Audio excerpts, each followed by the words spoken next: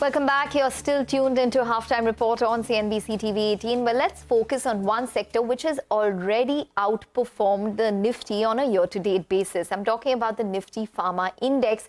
The pharmaceutical index has given returns of around 11% on a year-to-date basis. Yes, it's the start of the year, but nonetheless, versus the Nifty, which is just about lower by around 0.4%. So let's talk a little more about it. There have been a slew of earnings which have come through in the past couple of days, such as Divi's Labs, Aurobindo, and not to mention news on the pharmaceutical space, such as Dr. Reddy's as well.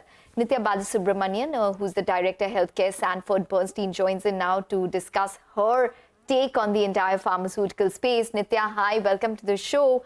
Well, we do have a couple of numbers still left, such as Gland, which you follow quite closely. But I'm going to talk about the interesting report that you came out with on Divi's Labs, where you're not really convinced about the GLP-1 opportunity, which is probably one of the reasons that we did see that relief rally come through on the stock yesterday despite poor numbers. What makes you a little skeptical about it? A couple of reasons why. One is, if you look at the opportunity, it seems to be split between both fermentation type of opportunities, which Divi's doesn't participate in, and synthetic manufacturing, which Divi's can do. But again, by their own admission, they've mentioned that they'll be able to make only small fragments of the peptide. These GLP-1 that have been approved in the market, or even if you look at the ones that are in the pipeline, these are very long chain amino acids, 39, 40 plus amino acids. So again, whatever participation Divi's does do, we believe that they will be participating in a very small part of the manufacturing value chain. And if you noted in the call as well, they mentioned that they're not adding extra capacities for GLP-1. They seem to have some solid phase synthesis reactors that they have already installed in their existing capacity, and that they believe should be sufficient for whatever demand that they see today.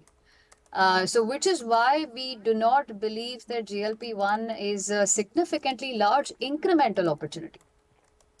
And it's still unclear as to who they're working with.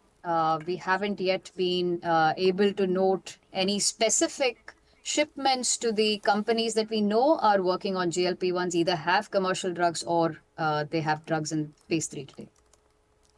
All right. Nithya, from a stock market standpoint, there were a bunch of stocks which have been doing well all through this week. A lot of them belonging to the space that you track itself.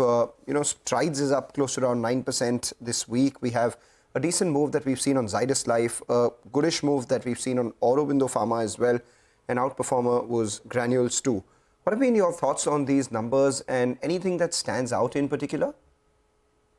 Yeah, I think what we saw last quarter kind of sustained into this quarter as well. We have seen companies do very well on the gross margin front. The benefit of lower raw material prices, lower freight, which is changing with the Red Sea issue. But at least when you look at Q3, I think they benefited from these at the gross margin level. And of course, whoever's exposed to the US has seen much softer price erosion, and therefore that supported gross margins as well. And a lot of this is obviously flown through down to the EBITDA. And therefore, in terms of the headlines we've actually seen most of these companies beat Street's expectations in terms of margins. And that's the reason for the optimism that you've seen and the stock moves that you've seen in the recent past. Now, I do believe that they should last into the next quarter as well, maybe into first quarter. But beyond that, we see stabilization of this benefit, right? So we don't see raw material prices lowering further.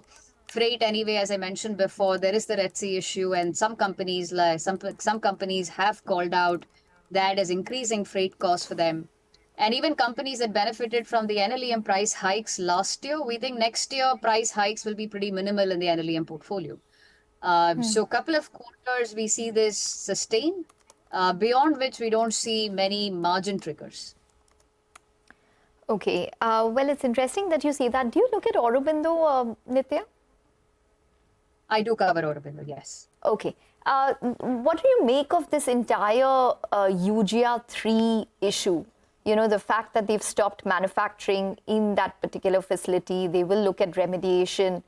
Do you think it's going to probably set them back beyond the possible $20 million that they guided the market for? So it depends on what the FDA deems the status of the facility will be. Now, it does seem concerning that they've said that they're shutting down facilities to do the remediation work. At least we haven't seen that kind of reaction from some of the other companies that went through inspections. But I think we need to wait and watch here, Ekta. As you know, that they'll have 15 days to respond to the FDA with a CAPA plan, post which FDA will have 90 days to come back to them with what their compliance status will be.